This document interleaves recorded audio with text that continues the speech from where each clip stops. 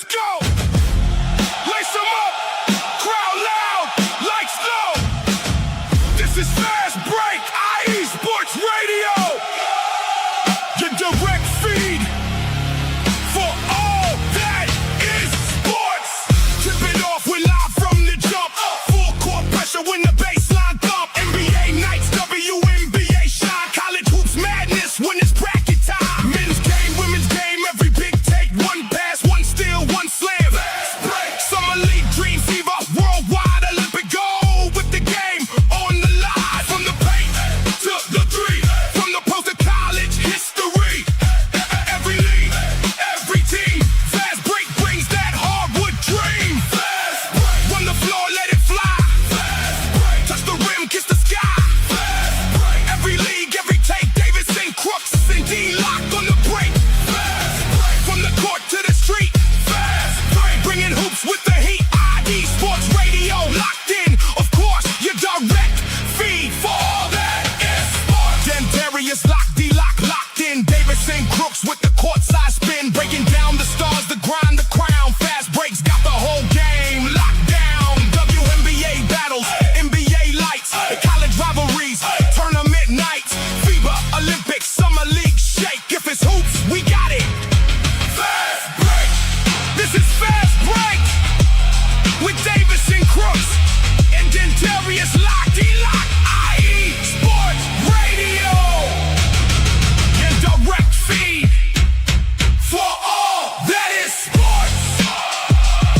Let's go.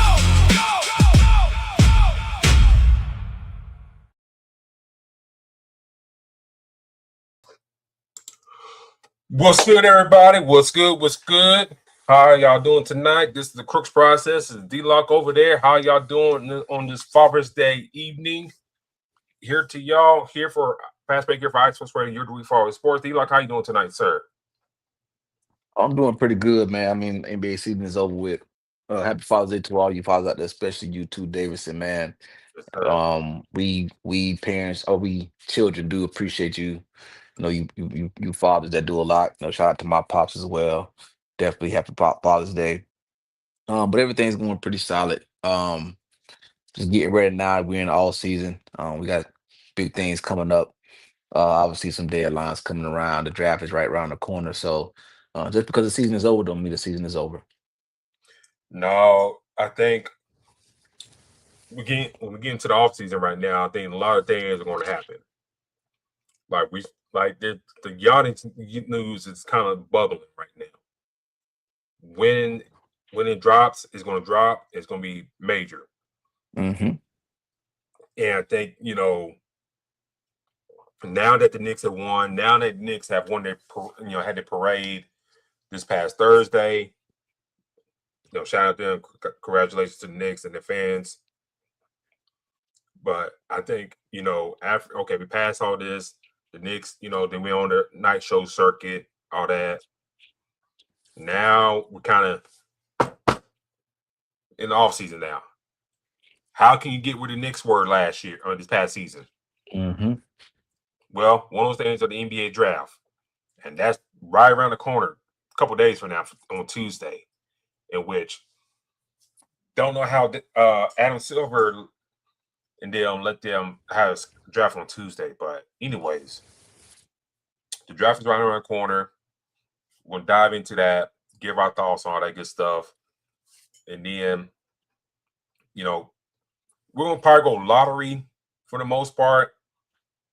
And then we'll give our takes on what I know I got a Patriot shirt on, but I'm more of a Lakers fan. But we'll give our thoughts what our individual teams should do to maybe get to at that point to the NBA championship in Orlando Magic and the Los Angeles Lakers. Because the Lakers seem like they're in a lot of talks to do a lot of things.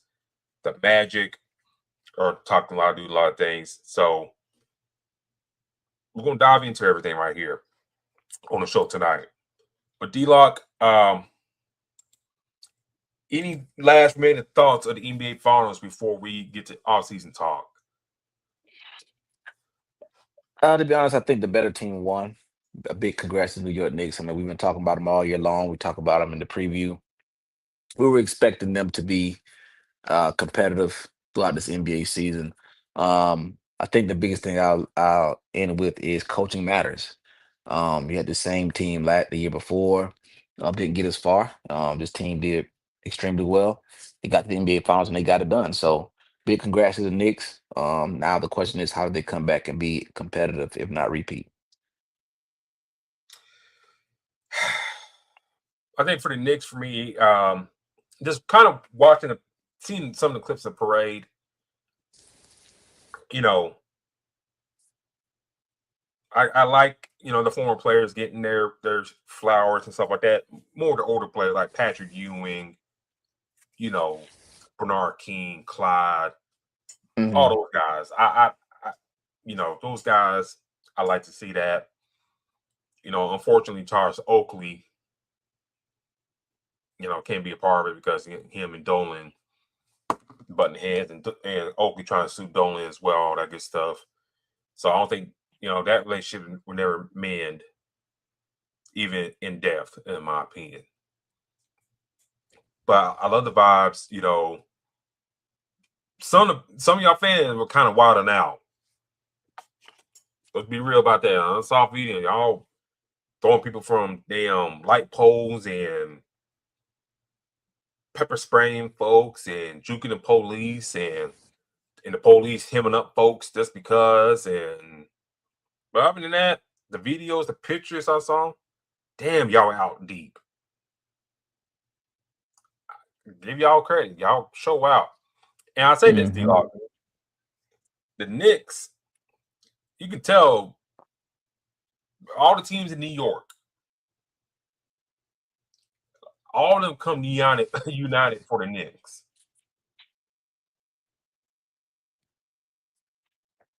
Like, there's no, I mean, you got Giants fans, okay. You got Giants fans, but you got Jets fans probably on the Giants, all that reverse, all that stuff. Same thing for like Islanders and the Rangers. Probably same thing. Mets, Yankees, probably more Yankee town, but the Mets got the Hmm. well. After that, I mean, you got your delivery there, and then you got the Nets that I mean, it's good for them to be around because they're a cheaper ticket than Madison Square Garden. But these folks, man, they like the Knicks, the celebration when they won the title, the vibe, they love their Knicks. Oh yeah. Win, losing seasons, whatever. They love their Knicks. And you can't take that away from a New York fan, in my humble opinion. But yeah, before we do the draft stuff, everybody talking about Jalen Brunson and his legacy and all that stuff. Right? We talk about Mike Brown and his legacy. What you think about Karl Anthony Towns and his legacy and all this? Because you talking about a number one overall pick, a guy that some folks think he's soft and whatever. And when they did do his Julius Randle trade for Cat, some people think it didn't won't work out and all that stuff. Your thoughts on Cat winning this championship and how this is him solidify his legacy in your eyes? I think it plays a big role. I mean, I think we seen him uh, in Minnesota. We had the expectations of what Karl Anthony Towns could do. Um, Now, to me, what I really like is um, Karl Anthony Towns used his teammates around him. That was a big thing that I liked about Karl Anthony Towns. Now, the comparison of the bigs that we see that are the main guys, um, the Shaqs, Tim Duncan, these guys, I don't think he's in that range. But I think the fact that he did come in, not only he came in and produced when he needed, but he did put up points when he needed, but also he was that assist guy. He showed that he can help this team in multiple ways than just scoring. So to me, I think that's going to impact his legacy big time. Now the question is, can they go back and repeat? What I mean, can they come back and win another one? And to be honest, as good as Jalen Brunson is, I don't. think this team can win another one without Karl Anthony Towns unless they, made a big trade to go get another star player. So I think this team is a very solid team put together. I think when you have an all-star guard in Brunson, defender like Anunoby, Bridges who can come in and get hot when they need. This team is built around some great solid pieces, but I think those solid pieces are behind Karl Anthony Towns and Jalen Brunson. Now, obviously, him being in foul trouble, kind of have us like, dang, they still got it done. But that's why you have the guys that you have on that team as far as Karl Anthony Towns and Jalen Brunson. Um, you know, this team is built around those two players, in my opinion. And I don't see Karl Anthony Towns' name being as big as Brunson's in New York because of obviously the MVP, how he helped his team winning Jalen Brunson. Um, but he plays a valid role with this team. So although we were hearing before, hey, this team don't lose, this team don't win. We're hearing that okay, well, it's gonna be Karl Anthony Towns that get moved. But that didn't happen. And I think the No, main reason why that didn't happen is because he played a key role in this team, right? Not only on the offensive side, but we've seen Victor uh, basically average a double double almost damn near every game this season, and he struggled to get 10 boards throughout this NBA Finals. Also, not just to talk about that, but we could also talk about how Evan Mobley played against Karl Anthony Towns. You know, so these guys were kind of having the struggles, and Karl Anthony Towns played a big role in that. So yeah, we look at the points, the offensive side, but I think Karl Anthony Towns did come in and play pretty consistent on the defensive side. Um, so winning that championship does play a huge, huge role.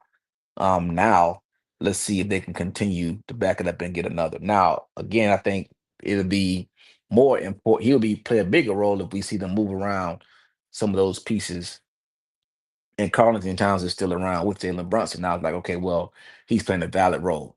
So to me, um, his legacy is definitely impacted. It's showing how versatile he is and what he can do. I can't tell you how many times I've seen him get the ball. He's backing down or he's looking for the next guy that's going to be open. And you want your big to be able to do that because if everybody else can start to wake up, now your big can go out there, you drive the lane, or as we've seen him do a few times, hey, go up there and jet that three if it's wide open since they're worrying about everybody else. So that's a key thing that plays a huge part that we see in a few bigs now. And to go get that NBA Finals championship, I think that's going to impact him in a great way. I think for me, this for him. Now you got this championship off your back, you know, and people a lot, and people just downing him and stuff like that because he's soft and all that. And Jimmy Butler 10 years ago really didn't help things in that matter. Hmm. Actually, didn't help the team, all that stuff. We'll be real about that. It didn't help the team and all that stuff, that morale. It was just a bad place right there. But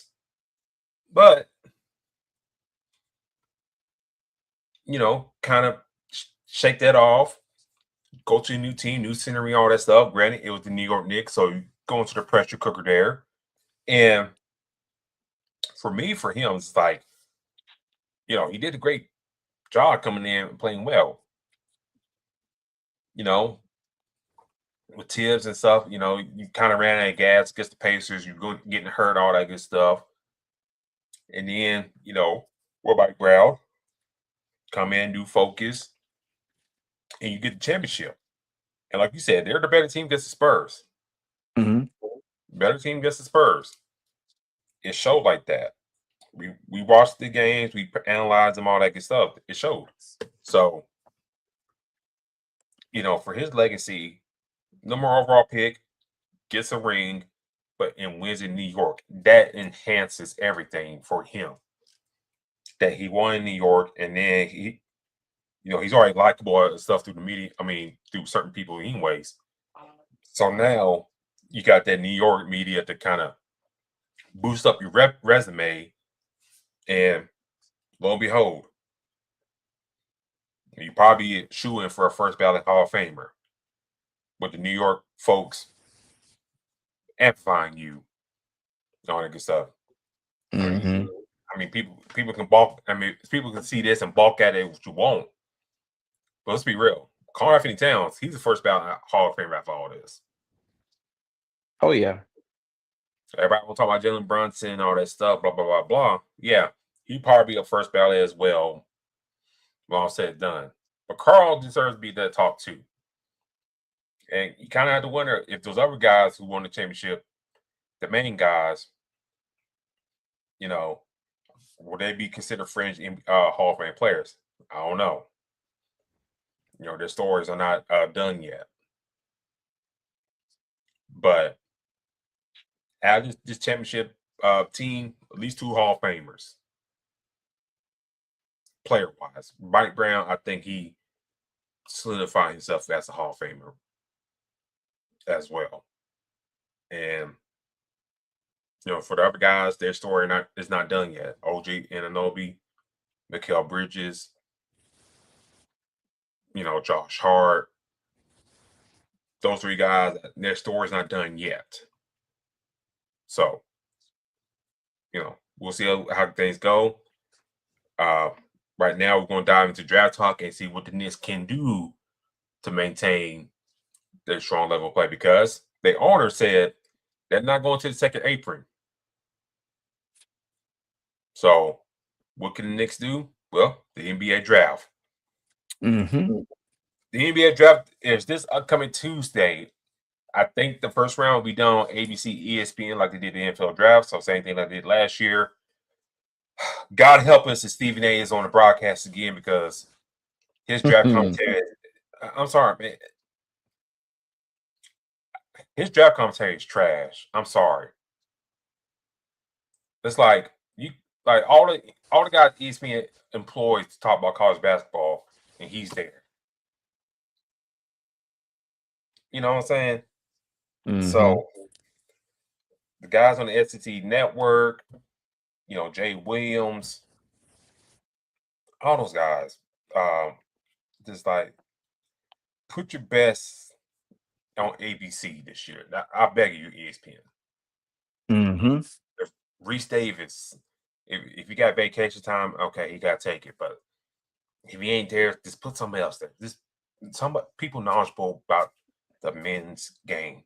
I don't want to hear anything. Well, can he be big time? Can he be big time in the NBA? Well, no, I don't want to hear that bullshit. Give me analysis, all that stuff. See what they do. They do the thing for the NFL draft. Saban, Reese Davis, Desmond Howard, Kirk Herbstreit. I don't understand why ESPN can't do that for the NBA. Like guys that former coach, 2 former college players, and your analysts. What is that? But anyways, key headlines for the NBA draft: Locke, the Washington Wizards hold the #1 pick after winning the lottery. Top tier prospects is clear group of 4: AJ Dybantsa, Darryn Peterson, Cam Booster, and Caleb Wilson. No consistent #1 pick, because the Wizards are, from what I'm seeing, torn between Dybantsa and Peterson. More on Peterson here in a second. D-Lock, going to this draft, what are your feelings going to this draft?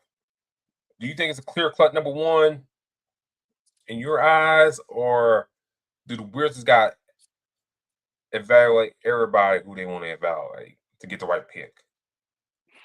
I think they can evaluate these guys that we got up, like I said, the Boston Peterson, Cam Boozer, Caleb Wilson. But I think the minute that the Boston had committed to BYU, we knew he was going to be a #1 pick. I think that was something that we kind of already seen. He'd be a hell of a pickup for the Wizards, in my opinion, especially with the young group the group that they have. Obviously, Trey Young opted out of that contract. Have my thoughts on that. I think he's probably going to come back and just want more money. But I mean, like I said, Campbell's and Darryn Peterson, you got these guys, but with this roster that Washington has, a very young roster. Um, outside of Anthony Davis, I think this team that they have is pretty solid. I think the biggest thing is, you bring in another young piece that can play a huge role, and now they have something to build towards. Again, Trey Young, I think, is going to be the star of this team. He come back and sign that deal, right?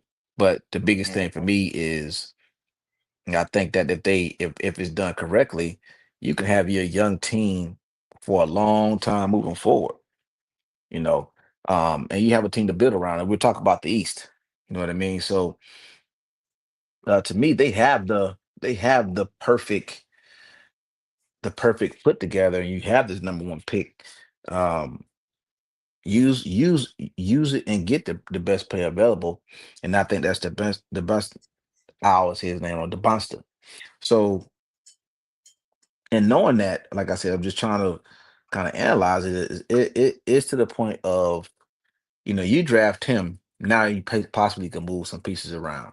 But I think that he's a clear cut number one in my opinion. I don't see them getting anybody else, especially seeing what they're gonna have coming back with Anthony Davis, a couple of all these other guys.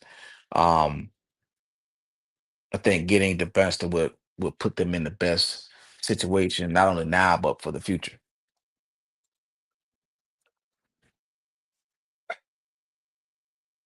I'll go ahead and put this up right here. Oops, wrong one, wrong one, wrong one.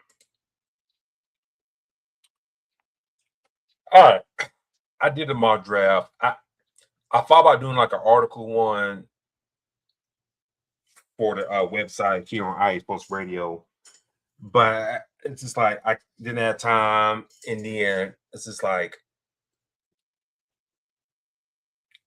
man, it's just like it's so tough because when I do my mock drafts, I like to get it right to a point. You know what I'm saying? And what I did here, I went AJ Dybantsa number one.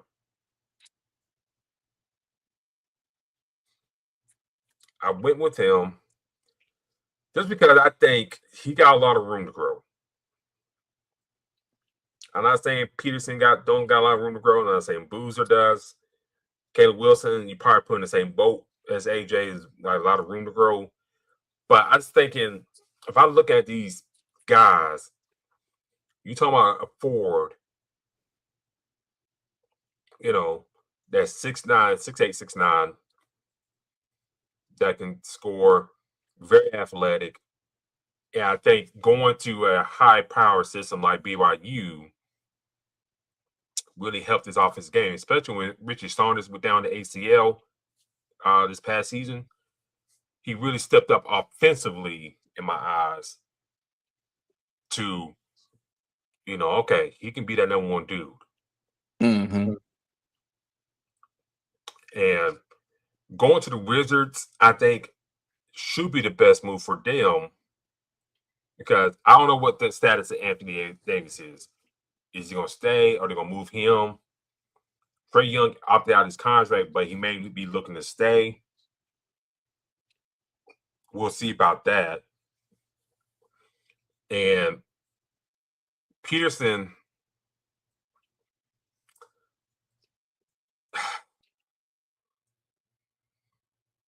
too much, I don't say a wild card, but it's just like, him not taking other visits and stuff like that. And that's his prerogative. But I was just thinking, take the kid that's more humble in a sense. Take the kid that doesn't care where he goes. Right. Everybody saying, he preferred to stay in Utah and stuff like that. Well, I think he was talking with Matt Barnes and Steven Jackson not too long ago, saying, I was out there in Utah for business. Mm. The prep school and then going to BYU, that's all business. I don't care where I go. I got no preference. That's what he said.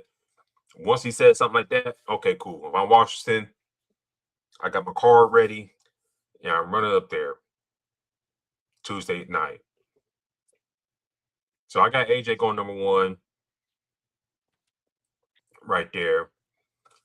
So, and Peterson could be number 1. But I just looking to make up that roster.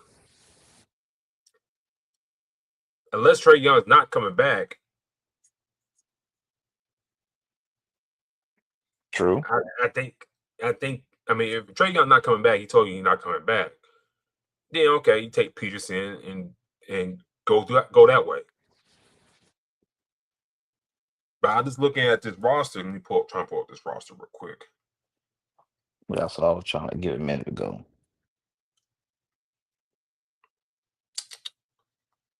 Pull up this roster real quick. Hold on.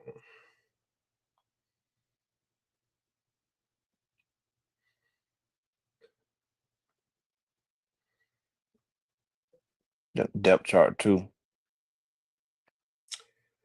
Yeah, let's see.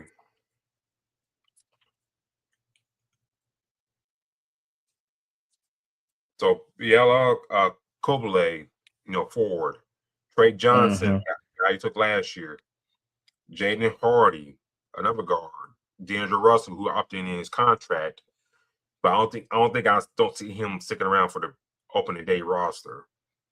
Cam Whitmore was out most of the injury last year. Should be back to go healthy. Bud Carrington, Keyshawn George. So, Peterson could fit there, but I was like if Trey Young comes back, then like who between all those young guys I just named out, who's getting left out in the cold? Yeah, he got Sharif Cooper there as well, I think. Yeah, Sharif Cooper. So you got, like you said, you got a lot of guys. I mean, they have to decide now, obviously, if Tuesday come around and we look at the number 1 pick and they take Peterson, now it makes us question what's going to actually happen with Trae Young. You know what I mean? I mean, unless he did let him know he's not coming back. But I agree. I mean, I think, getting Peterson, you got Anthony Davis, who we know at some point already hearing possible trade opportunities with that. Alex Sarr, I think is a stud, one of the better players in the league. He stays healthy. Also Riley, we talk about Riley. Riley, mess around, give Riley the minutes, he's gonna do something with it. But I think, like you said, going to Benson seems like the shoe in. But if they go any other route, it would definitely have our antennas up. Why get Peterson when Dybantsa's there and Trae Young is supposed to be your future? Trae Young is what, 26, 27? Let me pull that up real quick. I think He's he's 30 28. yet. Okay. So yeah, you got him for a while.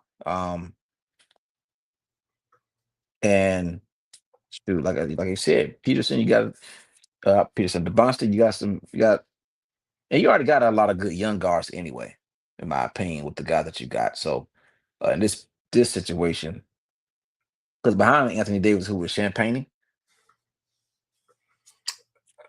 He's more of a 4. I mean, behind Anthony Davis, they got a center named Tristan Vukovic, yeah. Vukovic. Right. And then another young kid named Julian Reese. Now he does get in sometimes and he plays pretty well, but now you need to get you some depth between your forward and your center. The guard position, I think they're pretty solid. They don't need any more for that. No, I don't think. Yeah, looking at the roster, you don't need another guard.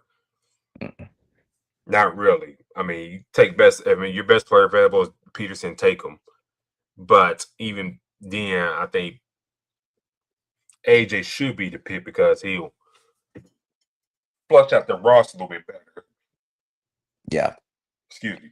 flush out the roster a little bit better. I think that would go a long way for your team's future. Because, like I said, Davis is 33 years old. You know, so other than him and D'Angelo Russell being in their 30s, everybody else is kind of like 25 and under. Like I said, unless Trey Young comes back to the fold. So, Right. having said that, you know, I think to me, Washington goes that route. And we'll see how things go shape out on Tuesday. Any final words on that? I think it is the boss. I think, like I said, you're already loaded at the guard position. We went about the rotational guard that you have. Maybe D'Angelo Russell gets moved within the next couple days, but even still, Trey Young, Barrington, I think Hardy's over there. You got all these guards, man. You're fine at the guard position. It's the depth in the forward position that they need. Um, and that's where I think they attack there in the center position. So I think the Buster is going to be in Washington, unless they pull an all-time upset and go get Boozer. I don't see that. Um, now I think maybe if you're going to do it, you're probably going to trade back, if anything, if you're considering that. So to me, I think the Buster goes number one. This is something that, again, I think we probably envisioned this after, seeing them announce he was going to BYU in the first place. So Tuesday is gonna be very interesting. And I hope nobody tips the pick. Let it play out.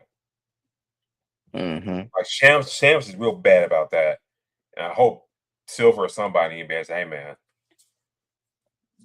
let's just let the mystique build up for a sec, please." Yeah. Yeah.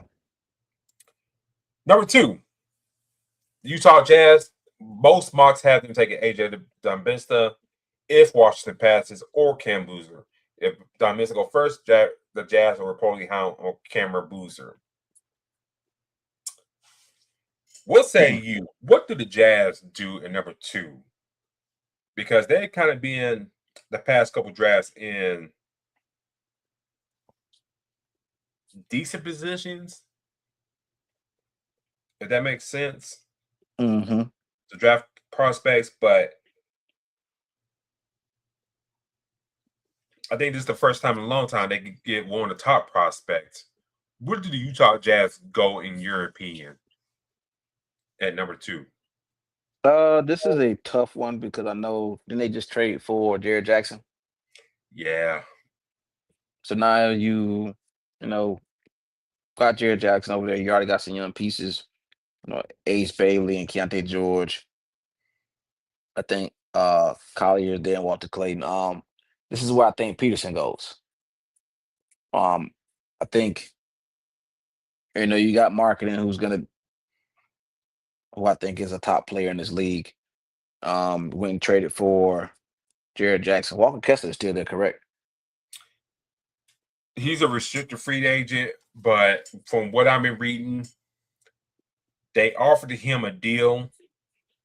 Talking about Walker Kessler, but Mm-hmm. I think he's wanting more. But I think Mm. Utah kind of like, dude, you've been missing a lot of time. So it's just like,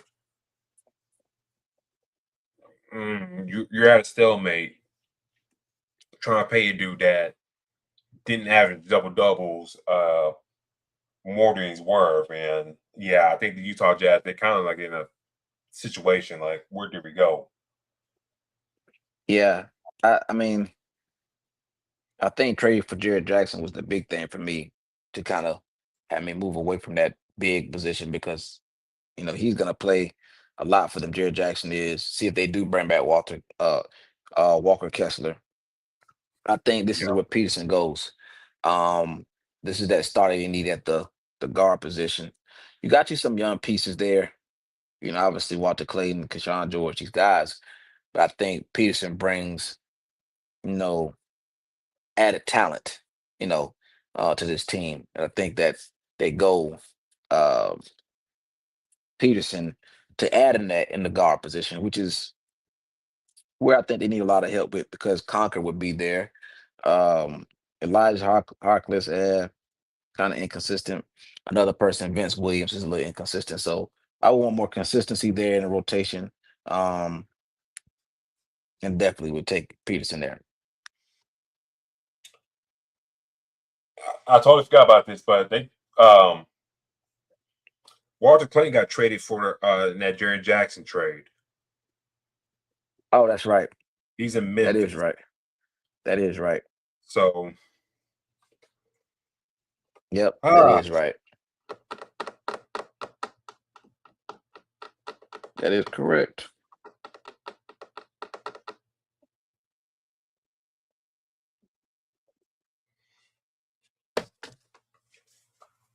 let me pull up my mock draft real quick. I got Cam Boozer going number 2. Only reason I got Cam Boozer go number 2 because his dad works for the Jazz. Mm. I'm not saying like that's like the end all be all, but and we seen last year that they took Ace Belly even though the kid didn't want to go there. So Peterson, he's on the deck right there. But I think they go Boozer just because of his dad. His dad, he's already lived out there in his childhood. I think he's not like the other 3 guys that probably, they'll play in Utah, but out of the 4 of them, Boozer probably be the most cool with it, if that makes sense. Because he's been out there before and stuff. Now, how does he fit with this roster? Just look at the roster. You got Jaren Jackson, Lauri Markkanen, Ace Bailey, Sissaball in that front court, and Phil Lowski as well. How does he fit? I don't know. He doesn't fit too well, in my opinion. But I just thinking Data's going for the rebuild here soon, which I think the Jazz is going to do.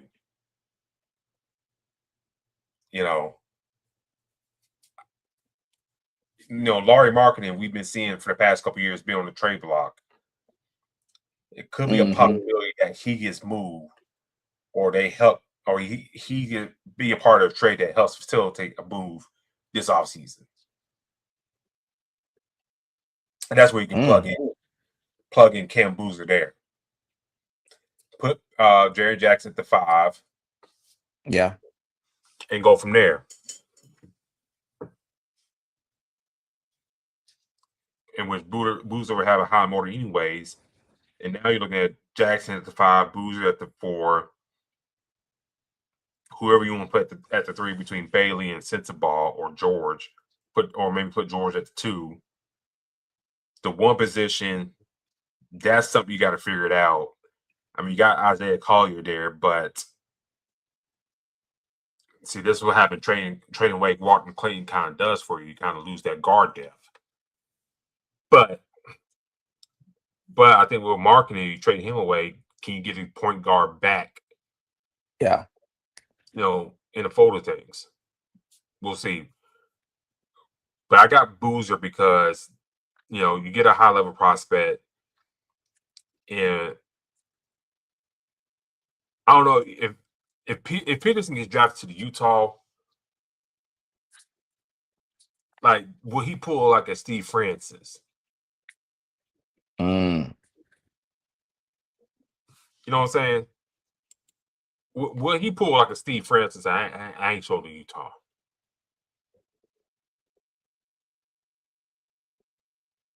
Like I told somebody on our Twitter page or X account, just saying, well, why can't players be happy when they go drafting and stuff like that? Dog, they've been doing that for years. Yeah, this ain't nothing new. Ain't nothing new. Hell, a couple years ago, Alex R did say he didn't want to go to the Hawks for whatever reason. That was a couple years ago. Steve Francis. Other stories I'm not thinking I can't think of right now. Yeah, there's stories, tons of stories about the NBA player, NBA, guys going to NBA and not going to go one place or another for whatever reason. But I think they go this route, D-Lock Boozer, just because familiarity. His dad works there, and like I said, I think Utah is going to do like a hard rebuild here sooner than later because the makeup the roster, it don't scream like a tender. Right. And then like Walker Kessler trying to ask for more money and stuff like that. You know, Possibly not coming back. Yeah. possibly not coming back. If the Lakers want to pay him big money, let the Lakers do it. But also, if you're going like cripple the Lakers, if Kessler's not fully healthy, don't try to don't try to take the Lakers to the bank. In a sense. So if I'm the Jazz, take Boozer and kind of figure out things later. I'll let you have the last word. They looking at that roster, they have a lot that they have to work on. So there's a lot of pieces that they have to fill. Which that's why obviously being in the lottery, there's things that they do have to fill. So to be honest with you, whether they go Peterson or Boozer, I don't think they can go wrong either or, because there are pieces that they do have to fill. That big trade for me played a role on me saying, okay, Peterson or Boozer. But you can't go wrong either way, right? I mean, these are pieces that you need for your team. At this point, we see them being the uh lottery a lot. So now can they do something with the pieces that they do have? Um, Marketing is there. You got you a couple guys that can get this team going. We see, like you said, we see what they do with Kessler. But at this point, um, you know, they got so many holes that they got to fill. You can't mess up number two. Only way I think you mess up number two is if you trade back. Mm-hmm. So Utah's in an interesting spot to see who they go with Mm-hmm. and which route they go because this is like who do y'all take for y'all to continue rebuild? Who's gonna fit well with Ace Bailey? You got some Yeah. nice young players who are highly talented recruits coming out of high school. Collier, Bailey. If they pick Boozer, we know about him, but Mm-hmm. we've seen the Angels, excuse me, build and it turned out pretty well for Boston. Yeah. So if you're a Utah fan, you're patient, so you just hope to let things ride and see how that goes.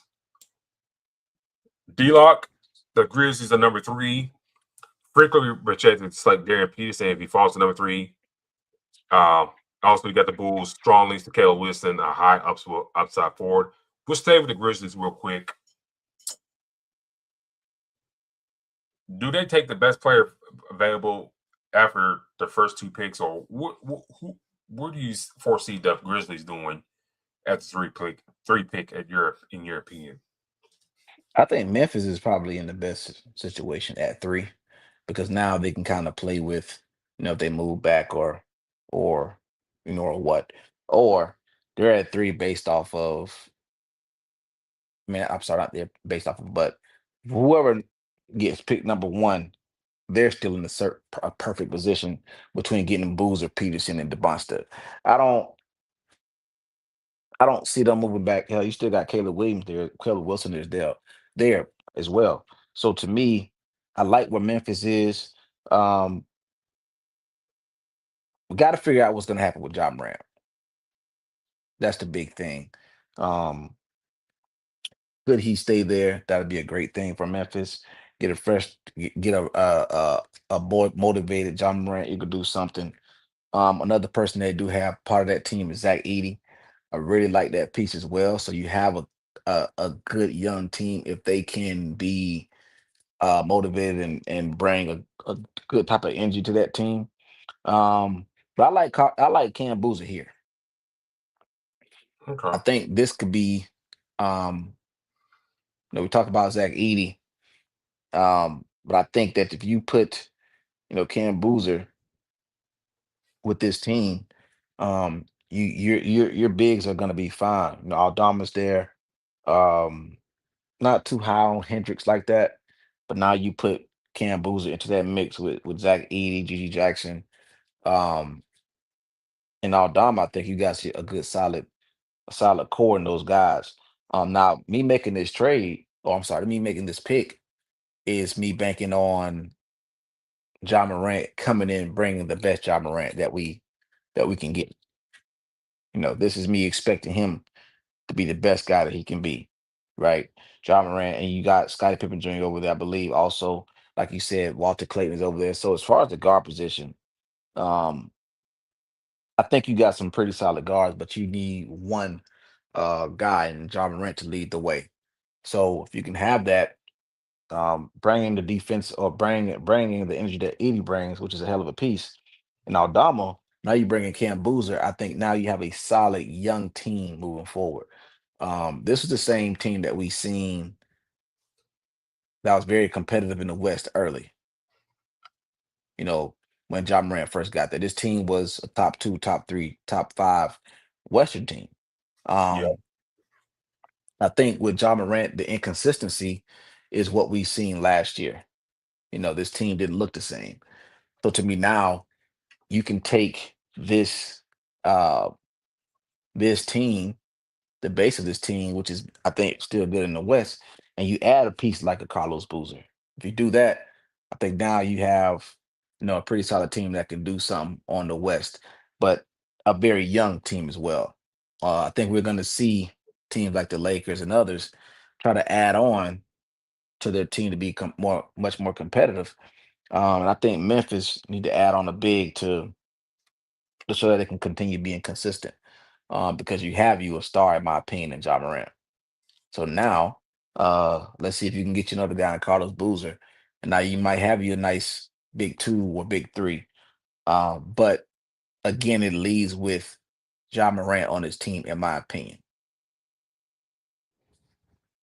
Looking at this roster and just pulling this up real quick, this where the Peterson slide stops.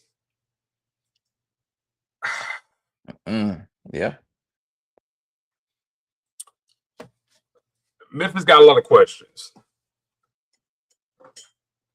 There were reports saying that if John Morant, if the Giannis thing falls through for Miami, that they're gonna look at John Morant to get John Morant and just kind of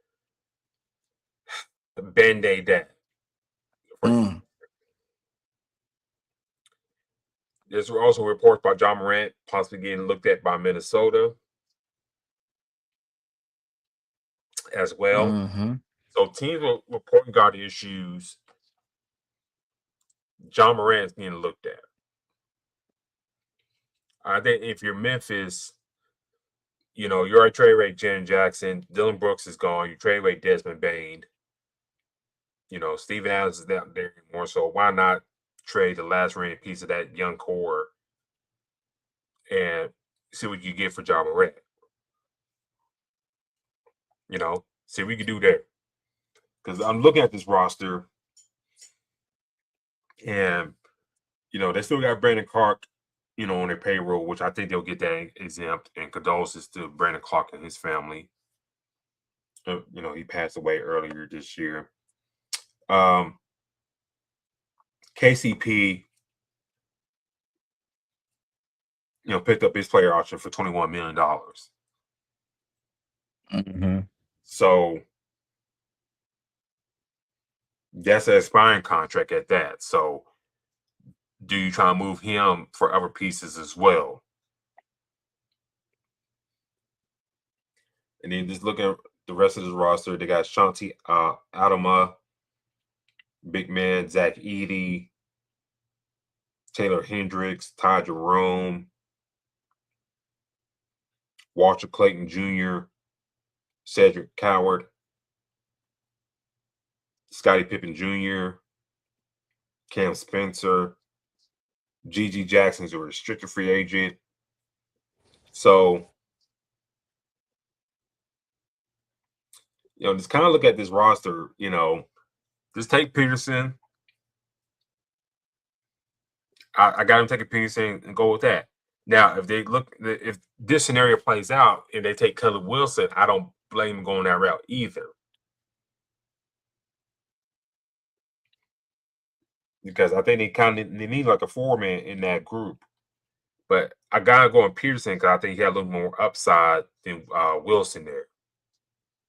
And like I said, if you get rid of John Morant, you need somebody in that backcourt that can score and keep those keep the defense honest on that. Not saying the other guys can, but like Pippen Jr. has not been able to stay healthy. Caldwell Pope, 3-and-D guy. 3-and-D guy, but the three part is kind of lacking the past couple of years. So if you're Memphis, you take Peterson, and then you figure it out. Well, you wait and see what happens with the Giannis stuff and go from there. I'll let you have the last word. Yeah, I mean, I think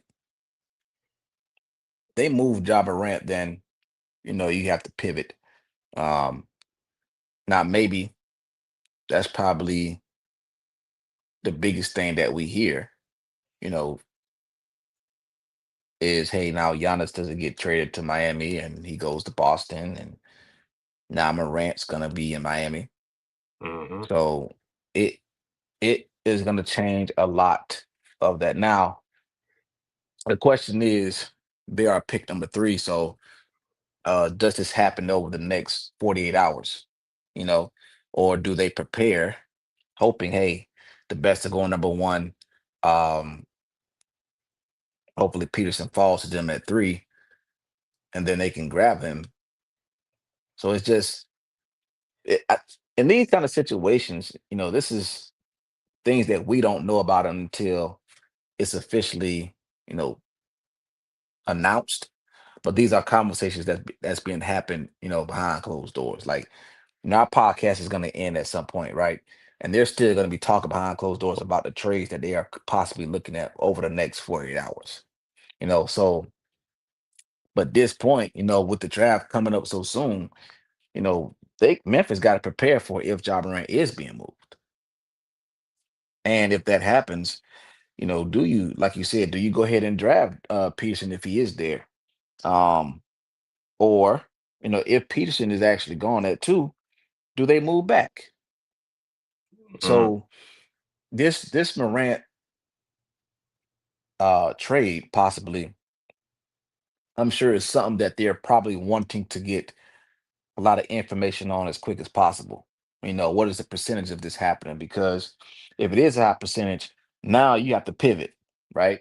Like you said, if we put it at a situation where Peterson is gone at 2, what do you do at 3? You're probably not going to get Boozer at 3. You're probably going to move around and look at, getting Wagler, what I mean, or looking at another guard, right? So now they have to put themselves in the best position to prepare for that. And that's probably conversations that's happening right now or moving forward of, okay, but what the hell happens with John Morant?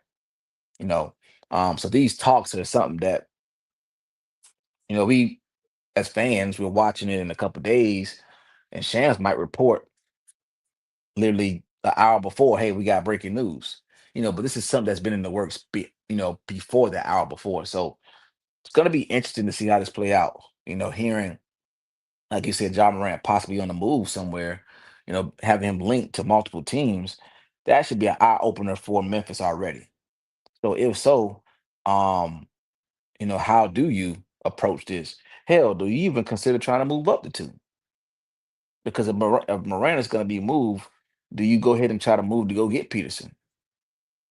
So this is like I said, as good as 3 is in a good spot, Memphis is at a good spot at 3. It also can be stressful because um, they don't know what's going to happen with their star player right now, at least from our knowledge. And if he is possibly moved, um, drafting Cam Boozer is not going to help you as much moving forward, especially with that open guard spot open, unless you're gonna lean on Scottie Pippen. And in my opinion, I think Morant being moved, they're gonna have to replace him some way. Yeah, Memphis, I think it's like you tried it with that core, and just see and draft who drafts to you, and just go from there. And then, like I said, Giannis, Mhm. they keep an eye on that. Minnesota would, what they gonna offer for him. They need a guard. Now they could go with the what's that kid they drafted for Illinois? Was it About Shannon? Memphis, No, Minnesota. Do you roll with Shannon and Minnesota. Oh yeah, Shannon. Yeah, yeah. Ayo as your lead guards, and bring back Mike Conley as like a mentor? Possible, but if you Minnesota, past couple years you kind of I don't say disclose, but you were kind of like, damn, if a couple things go our way, we can possibly get to the NBA Finals. Right. We got a good 6 man in Nas Reed. And Jamie Daniels, one of the better defending wings in the league. Gobert, one of the best defenders down low. Anthony Edwards is our all-star. Julius Randle, when he's consistent on, he's one of the better power forwards in the game. Just misses something at the guard spot. And if you can figure out the money and stuff like that, perfect. If you're Minnesota to get John Morant. Yeah, I mean, if I'm Memphis, I probably wouldn't be. Um, I wouldn't be too mad to build around Shannon. I think Shannon is a hell of a talent also. But if you can, like you said, you get Peterson, you put Shannon and maybe some other guards. I think you got a nice little team together. So it depends. Like I said, Minnesota has to put the right pieces together to be able to get that that opportunity. So we'll see what Memphis does. And for the Chicago Bulls, I think if those other three guys are gone, Caleb Wilson will be a good spot for him. And that's who I got as well. It's like, that's a perfect fit for him. Perfect fit for the Bulls, who kind of desperately need a 4-man in the worst way. And I think this will be a good landing spot for him and for the Bulls, in my humble opinion. Because looking at this roster, D-Lock, Patrick Williams, he's more of a small forward. Like, Yes. when we talk about the Spurs and stuff like that, and their needs, like they need like a 4-man. I'm not sure Carter Bryant is not ready to be thrust in that role yet. But Julius Champagnie, who played that stretch 4, he's more of a 3-man. They need like 4. They name the Bulls here. Patrick Williams is not a power forward in a sense. Caleb Wilson would come in and be that 4-man. Patrick Williams more of a 3. And then you got Jalen Smith as well in the mix down low. And then you got the kid Noah Agusi, who I forgot what injury he had, but he was gone for the rest of the year. So after looking at those guys, Leonard Miller, all that, Montez Bazilis. He played at 4 spot. But he's still more like a 3 to me as well. So if you're the Bulls, I like get Caleb Wilson going to the spot here. Yeah, I mean, I think this is probably the best spot in my opinion because they need bigs big time. Um, I know to me, Jalen Smith is solid. But they got Zach Collins over there still too. I think he's a free agent. Look at the roster, man. He's a free agent.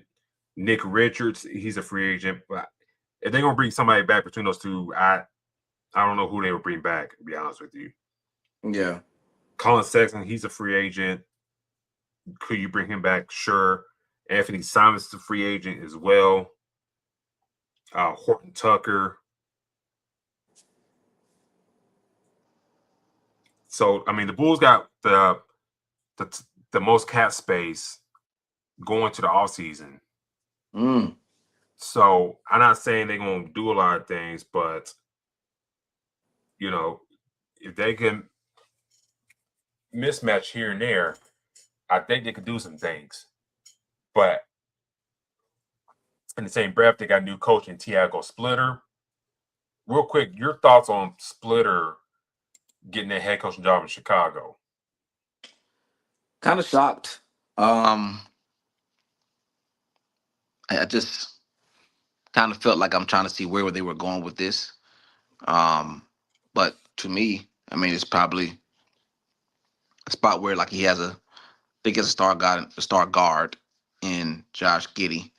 I think Bazelis is going to be pretty solid moving forward also. But this is a chance where you're kind of part of a young team you're trying to put together. The Bulls are not going to have that much pressure to win right now. But again, like you said, they got all that money. How do they approach free agency? What kind of pieces do they put around Giddey and Bazelis? Like you said, they go draft Caleb Wilson. So he's going to have a young team. This is probably, I kind of would say, a lateral move for him. I don't really see it being a big difference. But yeah, I like I said, to me, maybe it was just more so having a fresh start and somewhere else. Um, so we got to see how it works. But starting off with a top 5 pick, and to start guarding your team, he has to figure that out. But he has, like I said, he has a few pieces in my opinion. I like Giddey, I like Bazelis. Bazelis showed from time to time how he can come out there and be pretty consistent.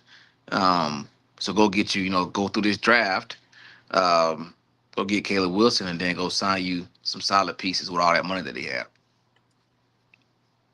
I think for Tiago Splitter, if you get Caleb Wilson, I think doing this, I think you got to show that you can be a developer as a head coach. Right. Me personally, I text you this. I think he got a raw deal and not getting that head coach job in Portland. Right. And I know the Portland new owner, he owns the Hurricanes, and they've just won the Stanley Cup. So, his what he does with the Hurricanes, stuff like that, and he's trying to copy and paste that with the Blazers. We'll wait and see how that works. But as I know, hockey, a lot of parity in hockey. And, we've seen that with the NBA. They're trying to do that as well, have a lot of parity as well, in which I think the NBA kind of feeds off better of dynasties and all that type of stuff, in my opinion. But, for Splitter to get the job in the Bulls, breath of fresh air, can he rise them out of mediocrity? He took the Blazers, as y'all see right here, 42-40 throughout the full season, while Chauncey, I still can't believe he did that shit. But anyways, took him to the playoffs. You won one game in the playoffs against Spurs, and then, the Spurs handling business. But to get to the playoffs, win a playoff game, okay, you kind of showed that you can coach in this league. Yeah. Now, I'll say this. Getting a nice young prospect in Caleb Wilson in this scenario, got Josh Giddey in the fold. Buzelas, Rob Dillingham, Jalen Smith. You got some nice pieces there. Mm-hmm. And plus, you're in the East. Yep. So I know some teams in the East will be improved, like the Wizards. If all those guys come back, Anthony Davis don't go nowhere, they add AJ Dybantsa, they'll be a more improved team. But you still got to worry about the bottom feeders and whatnot. Can you be better? Can you be better than the Wizards who were a bottom feeder? Let's be real.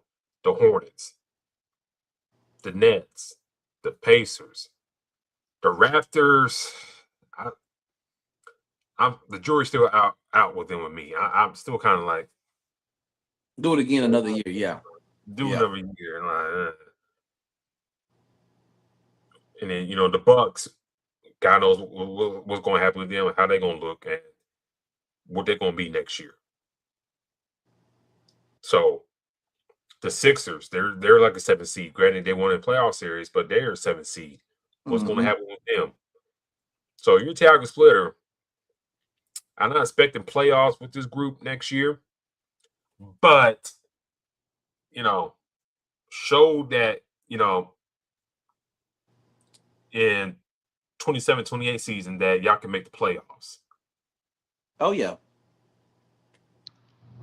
I think, to me, like you alluded to earlier, you made the playoffs in the West. And we've been talking about how tough the West is. You did get you a win against the team that represented the West in the NBA Finals. The East is a hell of a lot different, right? We can name numerous teams on the West that's not only going to make the playoffs, but contending for a championship.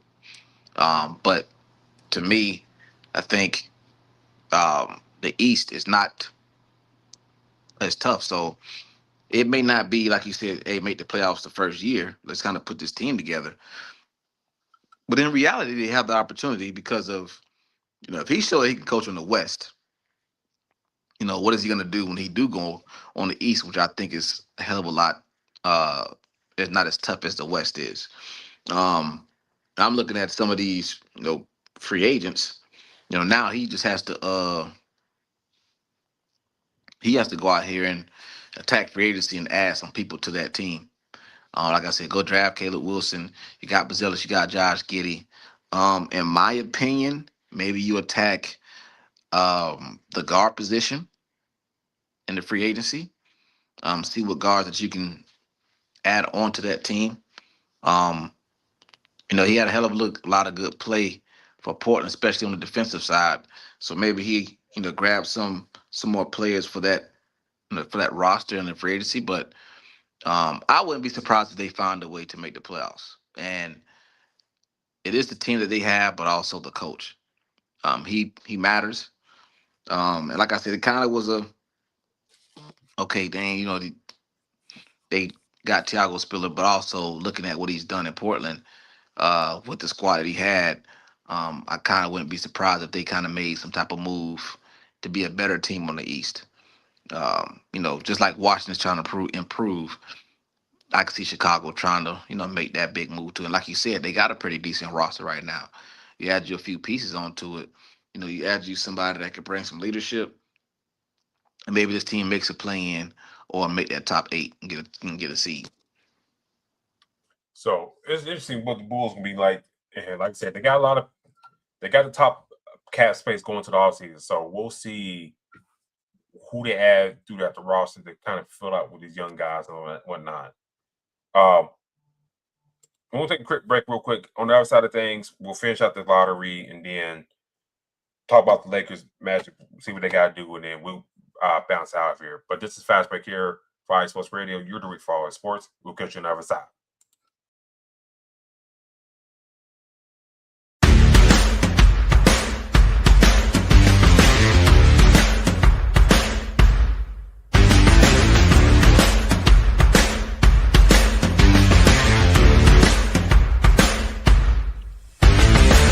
Hi, eSports Radio fans.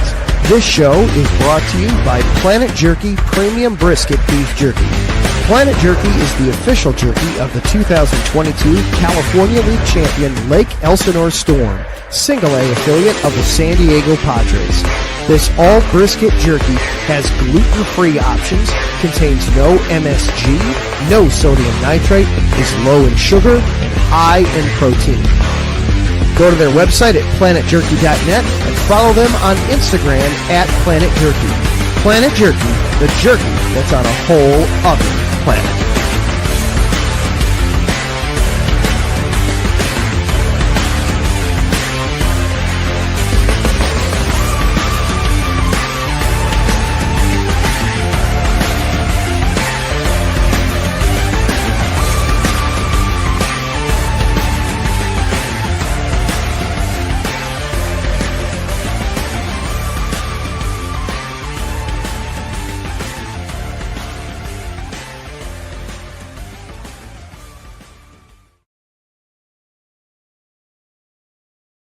For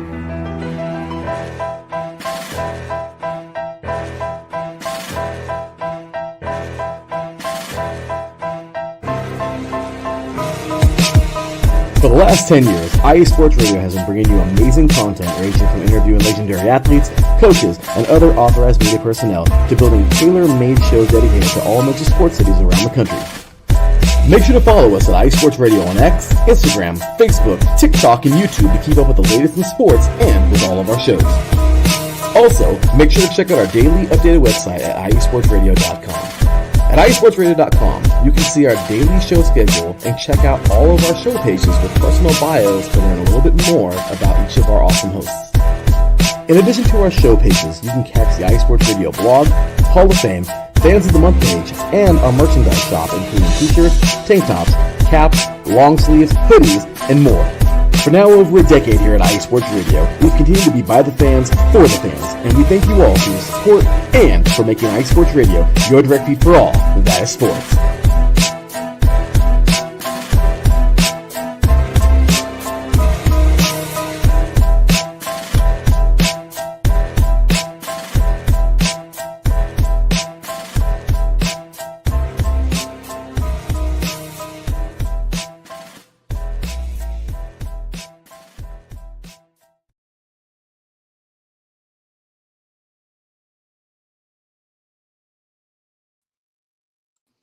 And welcome back to the show, ladies and gentlemen. Thank you for tuning in with us here on this Father's Day Sunday. If you're involved in your dad's life or any father figure, wish him happy Father's Day. If you're new to IE Sports Radio, do follow us on X and YouTube on IE Sports Radio. And also visit the website as well at iesportsradio.com. Subscribe to that YouTube channel. We'll go live every Sunday. Once you hit subscribe and hit that bell notification, you'll see our lovely faces every Sunday, after 7 Central, 8 Eastern, 5 Pacific time. Also do follow us on X at Fastbreak at IESR right there as well. D-Locke, I think we were talking about the draft, going through that, and then we're talking about the top 4 because I think the top four is just a lot of questions of where these teams can go. Right. And whatnot. But we're going to knock off the rest of this lottery here. 5, I got the Clippers going Keaton Wagler. Same. It's either him or Acuff. And what the draft combine showed me, like a lot of these dudes ain't taller than what they're listed. I said, okay. You ain't that tall. Oh, Amari Allen, you're not 6'8" forward. You're freaking 6'4". So that's a whole 4 inches, dog. No wonder you had to come back to Alabama. But anyways, before I get mad, I got to keep Wagner going number 5 there, just because I think he got scoring potential, and well, I can say that by A-Cup too. It's just like, but Wagner's bigger. I just go with that. He's 6'4", and A-Cup 6'1". I just go on the bigger guy. Your thoughts on that? I agree. I mean, I think the Harden thing didn't work out. Now, obviously, Kawhi's gonna be quiet. Darius Garland's there. Now you got to have somebody come in because I think Chris Dunn is probably the starting 2 guard. I don't really see him doing too much for them. Then after that, I mean, the person I really like is Benedict Mathurin. I think he steps up and play a huge role for this team. But adding another guard is huge, especially with, like I said, Mathurin. With Mathurin, he can bump down to play the small forward. So, yeah, I definitely agree with that pick big time.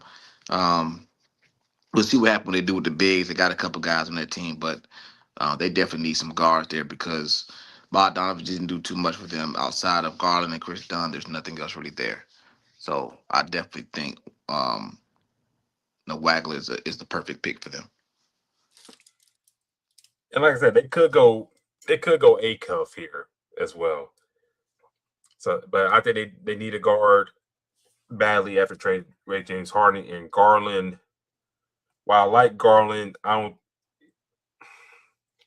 can he stay healthy for a long-term fit? Mm-hmm. And then kind of look at the Clippers roster real quick. In your opinion, what they do with Kawhi Leonard? Because to me, his name has been coming up too much in these trade rumors. You got to get a lot from him if you move him. I mean, obviously making the big move to go get him, pairing him with Paul George back originally when this all started. I think now you need to, if you're considering moving on from him, you need to go ahead and get the best from him for him. But I just think right now that situation, I think Kawhi's going to be there for at least a couple more years. We'll see about Kawhi. It's like okay, you got Giannis moving. Okay, cool. Then like the teams that are in for Giannis, they don't get him. They look at Kawhi Leonard or John Morant. Yeah. It's kind of odd that his name keep coming up, and he did all this best all these years to get back to LA. Just get moved again, but we'll see. Yeah. We'll see. 6, I got the Nets scoring Darius Acuff. Just the best player available, in my opinion. And Brooklyn just continuing their rebuild there. Your thoughts on that? Or you got something in mind? I have that as well. I think this is Michael Porter's team. I think he's the guy that is going to lead this team, but you have to go get you a guard. I think the inconsistency in the guard play is what hurt this team. Like you said, they are rebuilding. That's their biggest weakness right now, like you said, and also best availability. If Michael Porter can continue playing how he plays, they're rebuilding. So we got to see when this team is actually going to try to be competitive in the East. Is this going to be a team that's just around, or are they going to try to be competitive? Do they get in the sweepstakes of Giannis, which I don't see it, but now looking at it, it's. I mean, you got Claxton, Clowney, Michael Porter. You're pretty solid there, but in the guard position, there's nothing too much there that's helping this team. So going to get a cup, I think, is definitely something that they do. But how long do we see this team rebuild? Granted, some people probably say, like, well, they got Igor Dimum on the roster. Yeah, but I mean, You see what you got. You take the best available. Yeah. And go from there. I mean, you got player options on Zaire Williams and Sharp as well. And then the Nicholas Claxton question comes in, do you keep him around? Or can you get some value out of him? So, like I said, this team's still in rebuild mode. And we'll see what they do about this roster here. 7, the Kings. I got them taking Kingston Flemings. This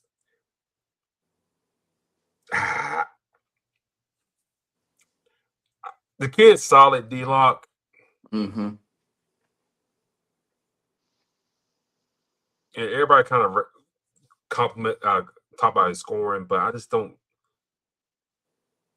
I think he looked good on a Houston team that like defense first. Like you gonna stick out as a scorer on that type of Kelvin Sampson team. Not saying he could develop to a scorer in the NBA, but I was like, we talking about somebody in the Kelvin Sampson system that's gonna look good scoring the ball while you gotta play rough and tough defense for 48 minutes. Or 40 minutes, excuse me. But I got going to the Kings because they need a guard. They're in rebuild mode again. Yeah. And this roster, I don't know what the hell they're going to do with it. Sabonis, he's 30 years old. Can you finally trade him? Zach LaVine's picking up his player option. You can't move him because he got a high salary. DeRozan, he's 37. You trade for DeAndre Hunter in the trade deadline. What's he gonna do for you? Yeah, this is true.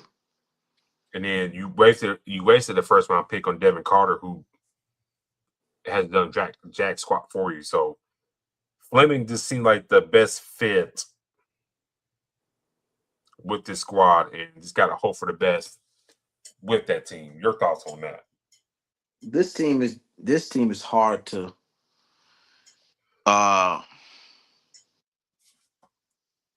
diagnose and deal with because it's what are they doing? Right? We talk about are they gonna move Zach LaVine, DeRozan? I think Chris Murray is over there. Uh, Clifford, who I think is a pretty solid piece when he get a chance to play. But now, um, what are they doing? Are they going to move some of these pieces to get better? And I think the difference between this team and the Brooklyn team is this team is a hell of a lot older. Right, we see Brooklyn kind of having some type of rebuild with the guys, Michael Porter, these point guards, Claxton, Clowney. This team has guys that are 30, 32 plus years old. You know, where is the rebuild? Because if I'm not mistaken, I mean, correct me if I'm wrong, but if you got 32 plus year olds on your team, you're not rebuilding. No. You're trying to win. Like you said, DeRozan, you said he's 37. He's not in rebuilding. He's not in that real rebuilding stage. That's not what that is. So again, it's kind of like I said. I agree. They need a guard. I could see that. What did they do with DeAndre Hunter? But we got to see something moving forward so we kind of can diagnose this team because right now it seems like it's a toss up. And it also gives kudos to Mike Brown for what he did when he was there. Because this team was, one of the better teams in the West when Mike Brown was there. And now we don't know what the hell they got going on. And like I said before, Mike Brown shouldn't have been fired in the first place. And kind of look back now, it's him winning the championship with the Knicks and ownership, doing another rebuild again, and then you're not too sure about Doug Christie as a head coach. You're in a bad situation. Inconsistency. So we'll see what the Kings will do Tuesday night. The Hawks at 8, I got them taking Mikael Brown, guard out of Louisville. A kid with a lot of promise, but the back injuries kind of hindered his play most of last year. But when he played, he was on. Mm-hmm. And then we saw with the Hawks, announced today, CJ McConnell is being brought back for another year. Just a 1-year deal. So I didn't see a big man I could put there because they need a big man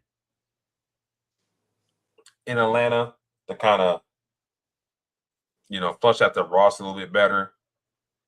But I go with Brown here because I think he got some potential, but the injuries kind of knock him down for me, in my opinion.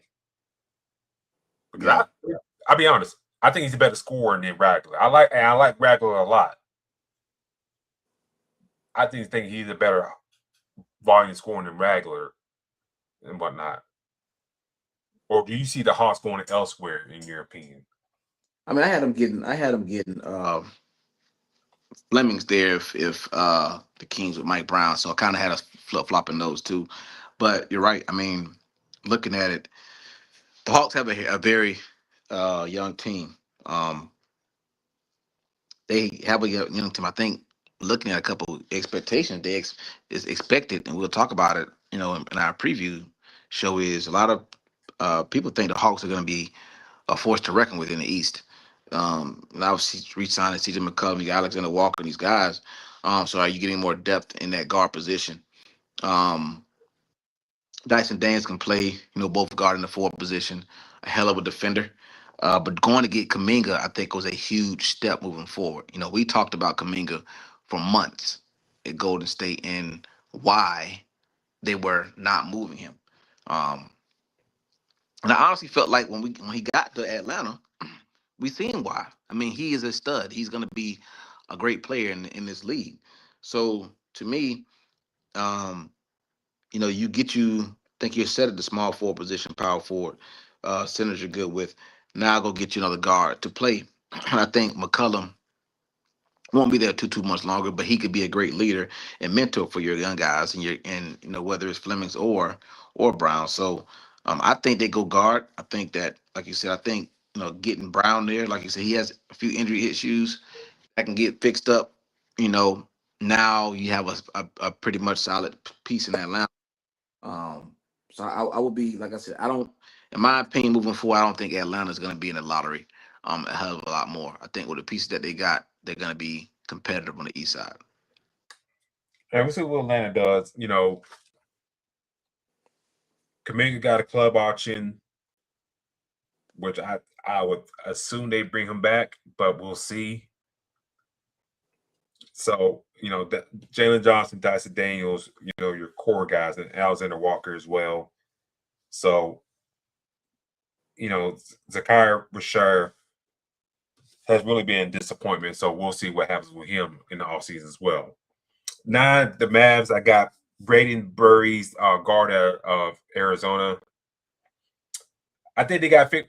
I mean, I know they think about the future, but I think with Kyrie, Klay Thompson, those guys in their injury history, I think you got to go guard to stabilize their backcourt. Now, they could go big man because Gafford and Lively seem they can't stay on the court. Mm-hmm.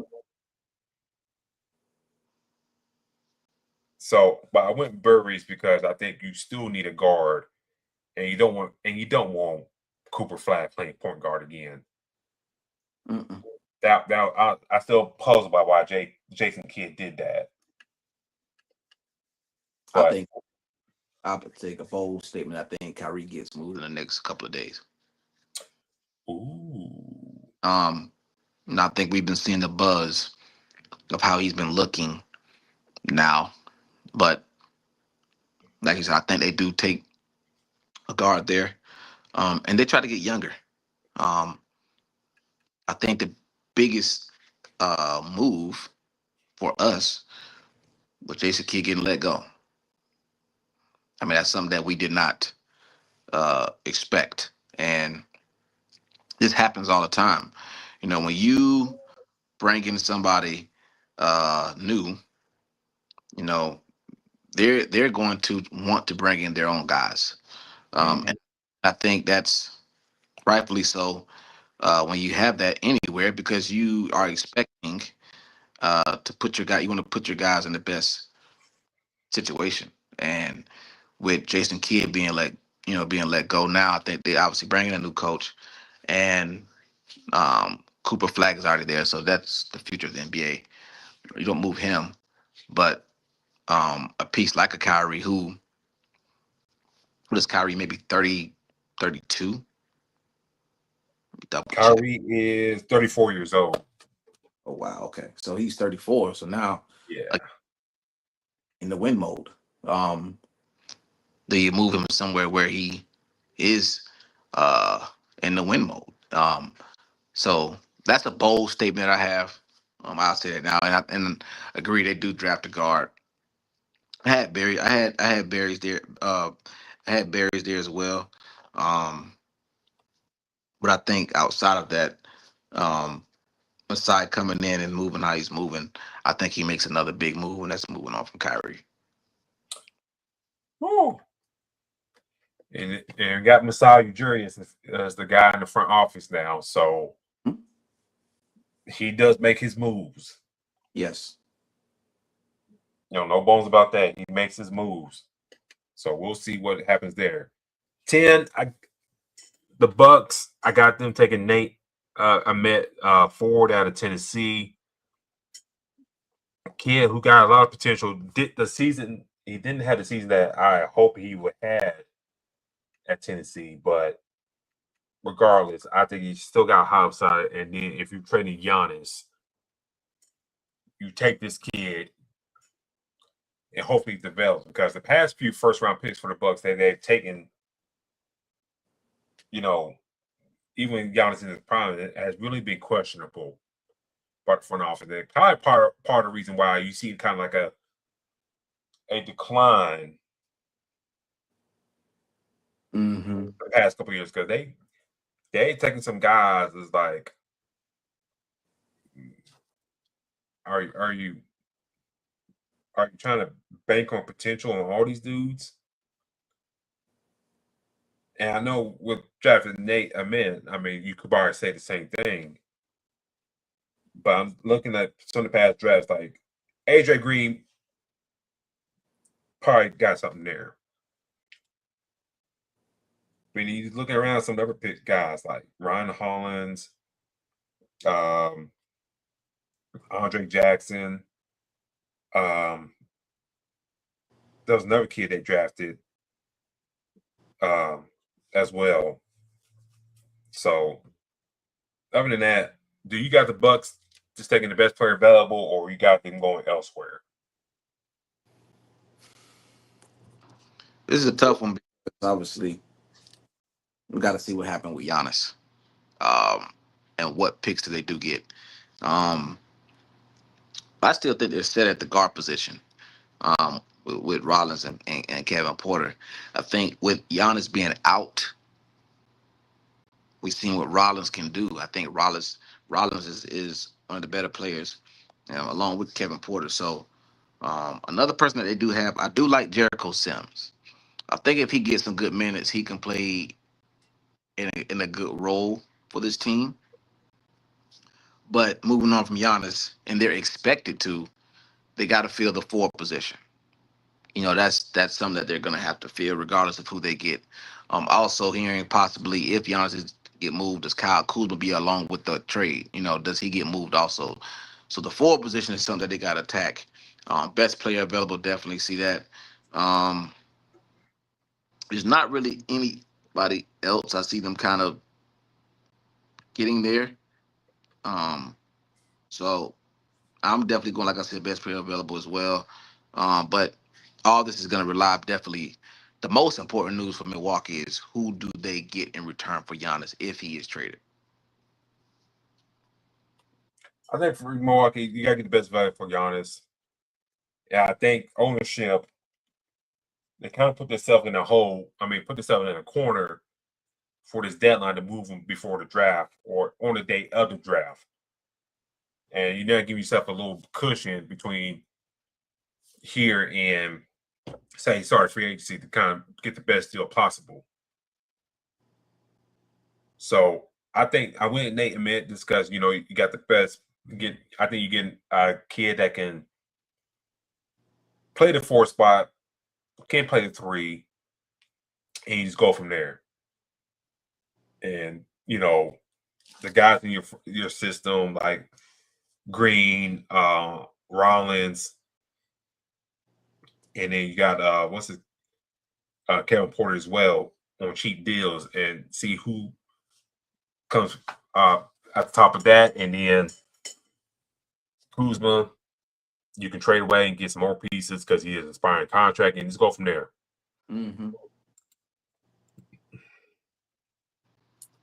Definitely, they got to figure that out. Like I said, that I think that's going to play a huge role in how that's going to go.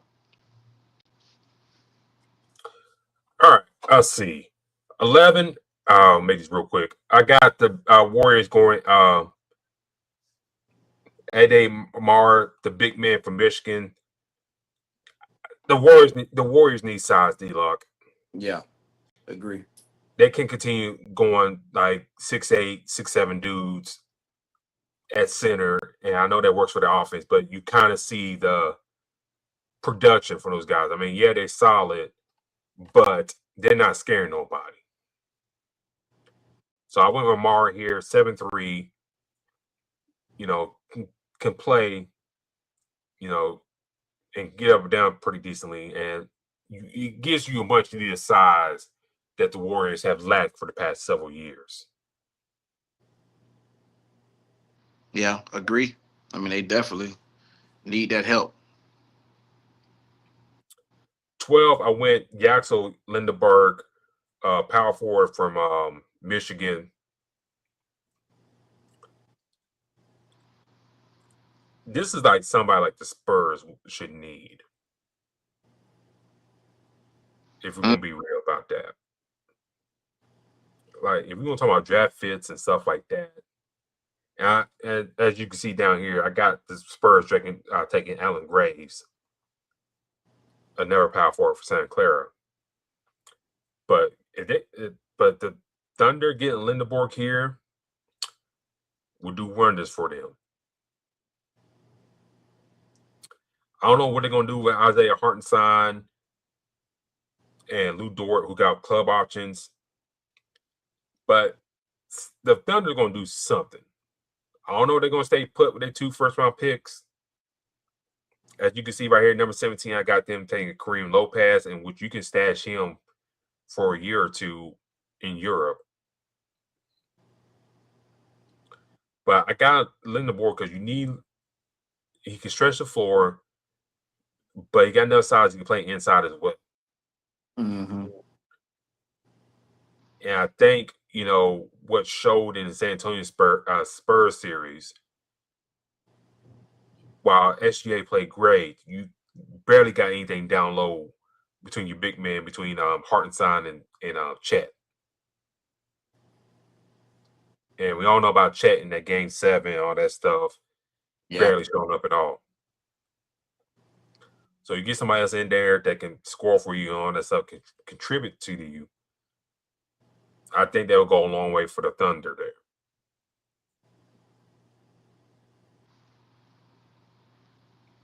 And like I said,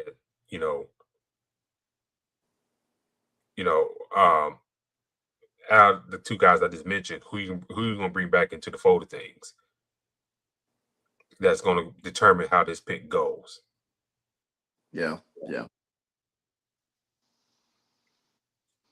But I just doing this as this staying put. I got Lindeborg going number 12.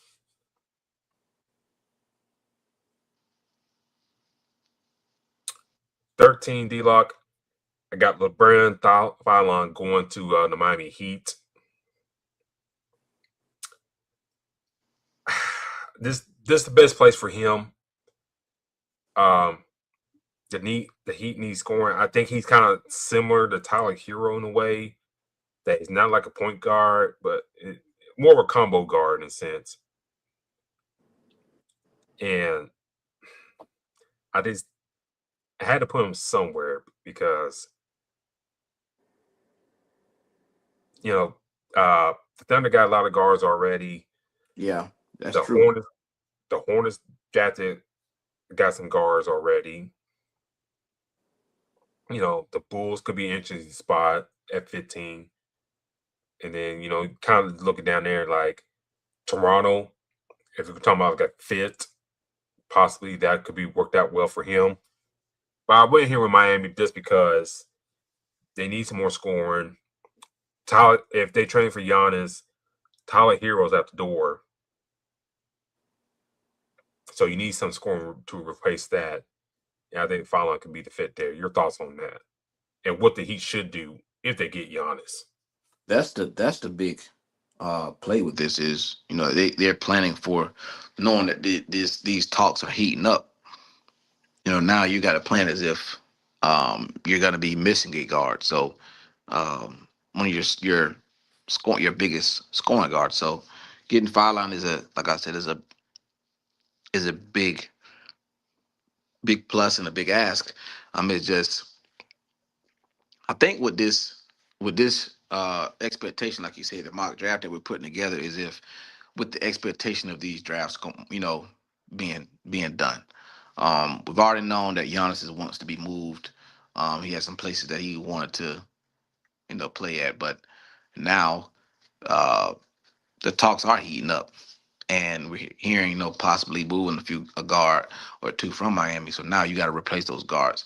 So, if you find a way to keep Bam with Giannis, great. But that also means that you're going to move away from one of your other star players, and it means, a possible, guard that is scoring a lot for you. So now you have to replace that. and 5 and 6 fits perfect, especially with a team that's going to have possibly Giannis and Bam.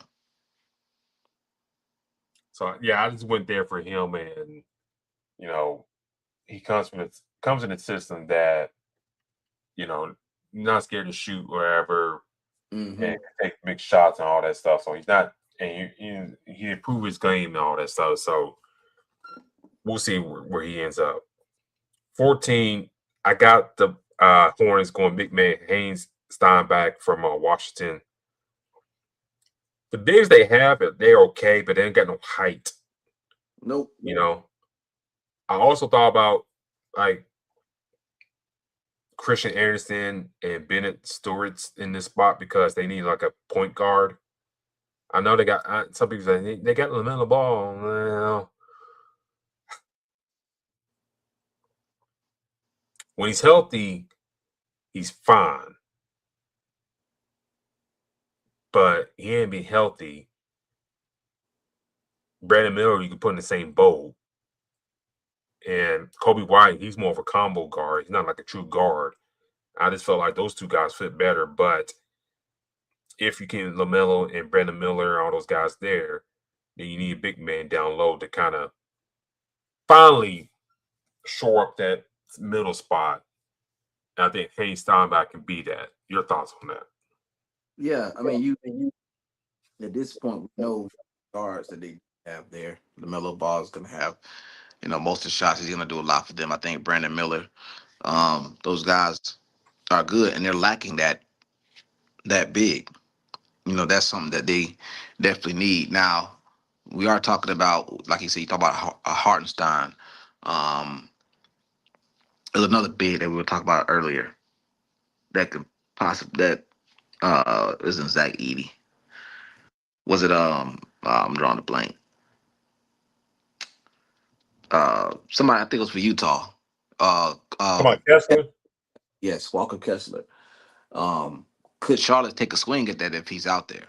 So I think that Charlotte needs to attack that center position. Um, Now, do you say, hey, we're going to wait to free agency to attack it? Or do you say, hey, you know what? Let's go ahead and get our guy right now, and then see what happens during free agency. So to me, Steinbach probably makes the most sense, or in that forward position. I was looking at Kareem Lopez there, small forward / power forward in that area as well. But it makes sense that they got to stretch the floor with the guy that they do have, and the bigs is something that they're lacking, especially dealing with some of the teams that they're going to deal with in the East.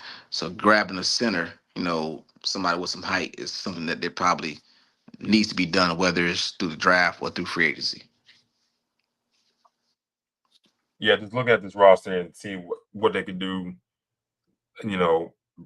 Miles Bridges, who they play as small forward, does well, but I think you could put him at the 3 maybe.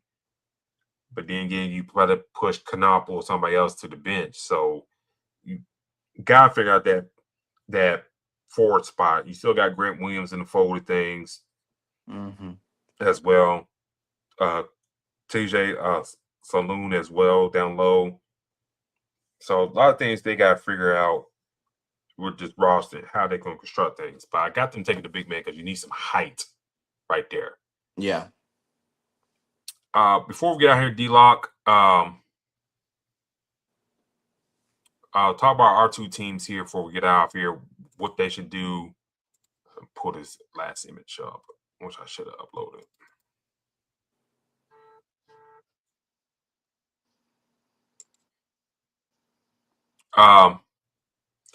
Your Magic doesn't have a pick in this first round. Your thoughts, what they should do in the draft to get better as a team?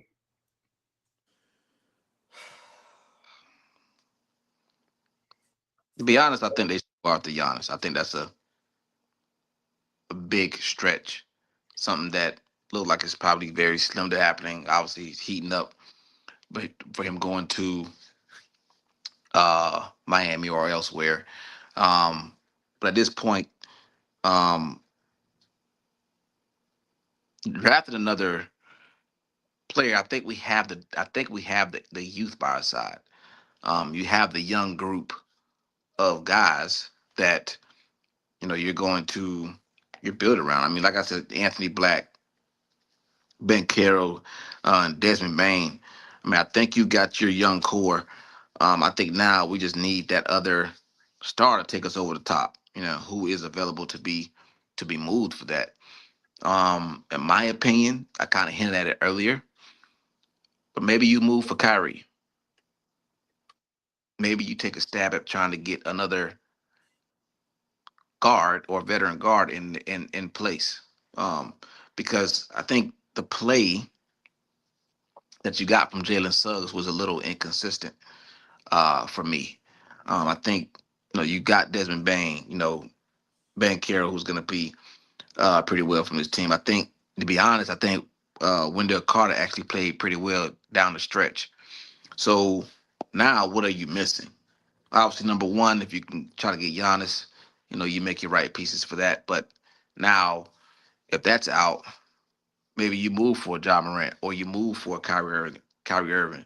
In my opinion, I would think getting a Kyrie, a veteran, will play a big piece for this team.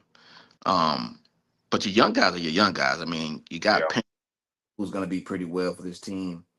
Um, Anthony Black, who came in and played extremely well. I remember we talked about him getting drafted to the Orlando Magic, and our thoughts were, the help he was going to do with us. And now, you remember he had a bunch of guards on that team, and he's playing out of his mind right now. So, to me, instead of drafting another young player, I think you should package a deal to get you a veteran player. What does that mean? You move Franz Wagner and Jalen Suggs. But to me, again, you got your three good guys. I think you got three solid players in Black, Bain, and Banchero. Go get you another a veteran player. If the Giannis deal is not going to go through, take a look at what can happen with Kyrie Irving or another guard. See who's available and what you can move. Um, and that's my opinion because the yes, you can add you another young guy, but the guys I'm talking about right now, let me pull up their age. Anthony Black is probably maybe 25, if that. Anthony Black, yeah, he's 22. Ben Carroll, definitely has to be maybe 20, 23. Desmond Bain is probably the oldest. I'm almost positive out of all of them. Desmond Bain is 27. So you have your young core. Um, get you a veteran that can continue to lead this group, and not says just bring somebody in that can continue to lead this group. You have your young core. You got you a hell of a new coach. Um, he's going to build around and put this team together. Go get you some veterans that can help this team get over the hump.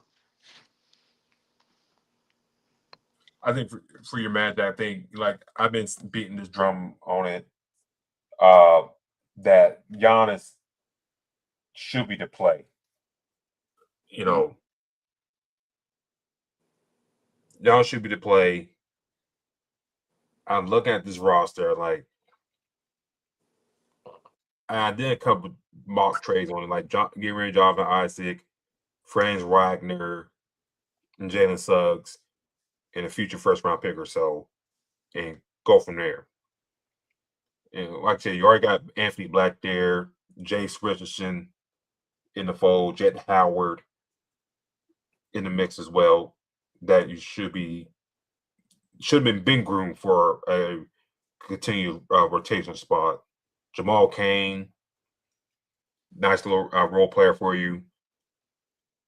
So getting Paolo in there, maybe you take the salary of Bobby Portis or Kyle Kuzma, just go from there.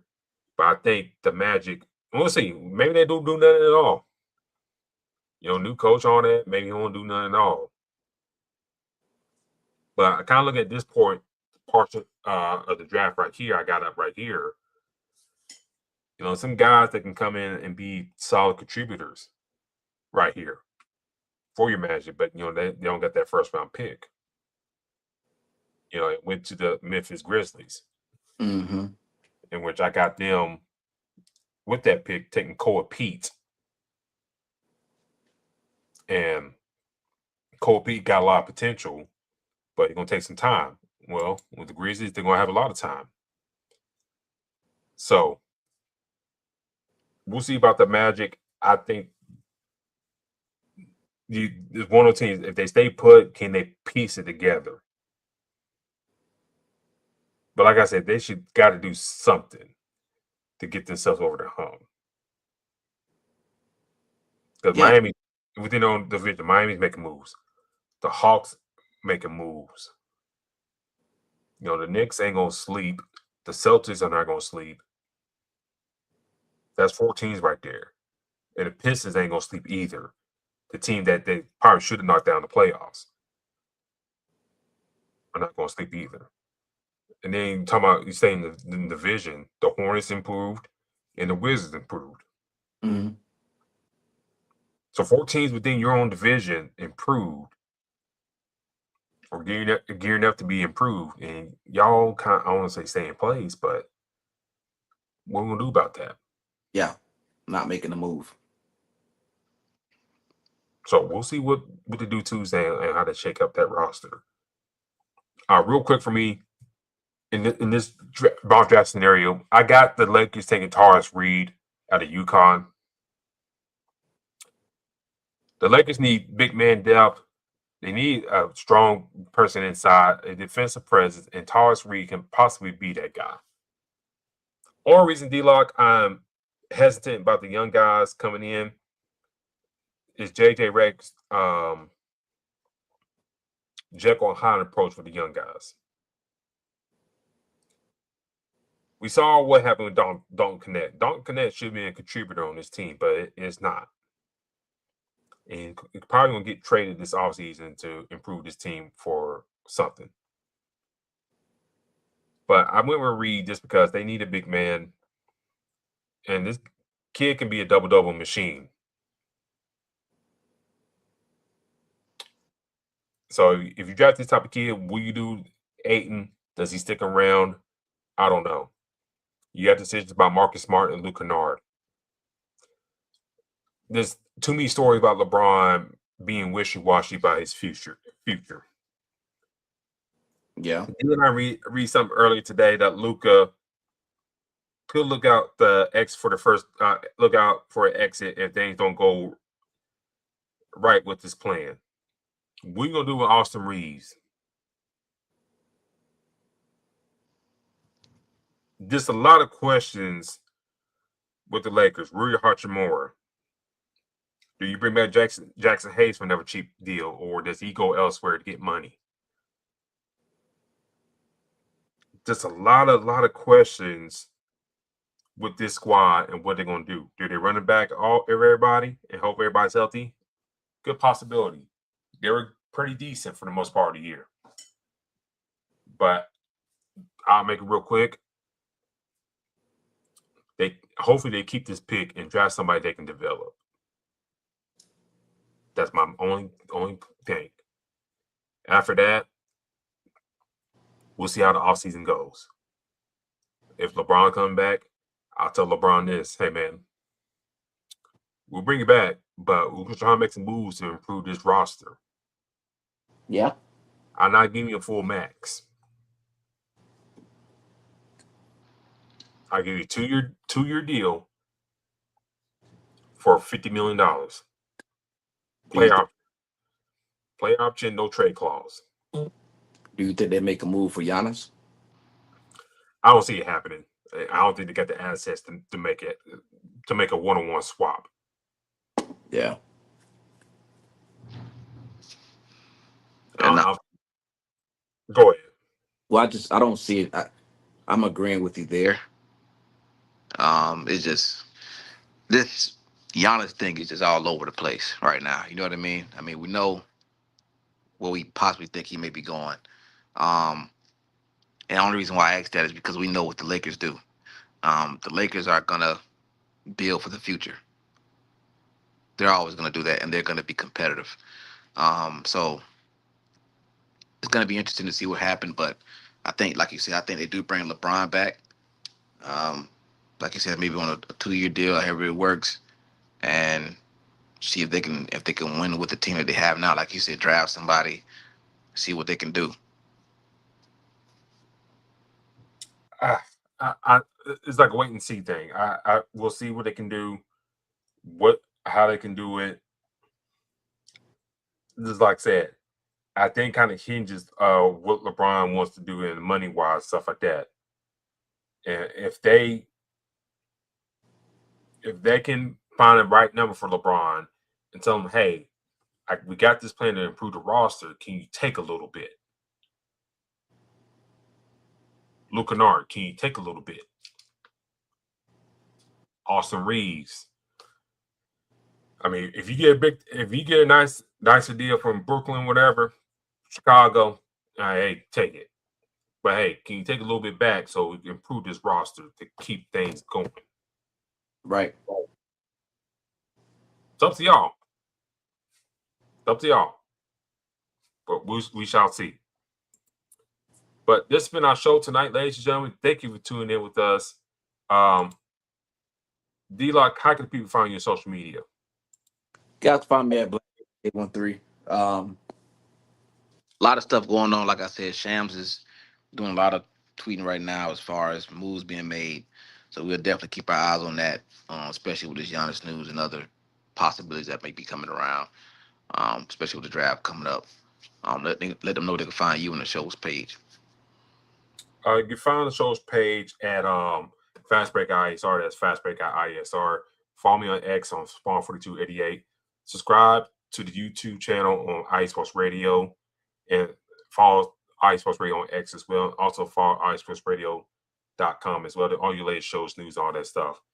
Until then, next week, ladies and gentlemen, free agency around the corner. We'll recap the draft that's going to happen this coming Tuesday and Wednesday. A lot of basketball still on the plate and all that stuff. So till then, ladies and gentlemen, talk to y'all later. Peace. Let's go! Lace 'em up! Crowd loud! Like snow! This is Fast Break, IE Sports Radio!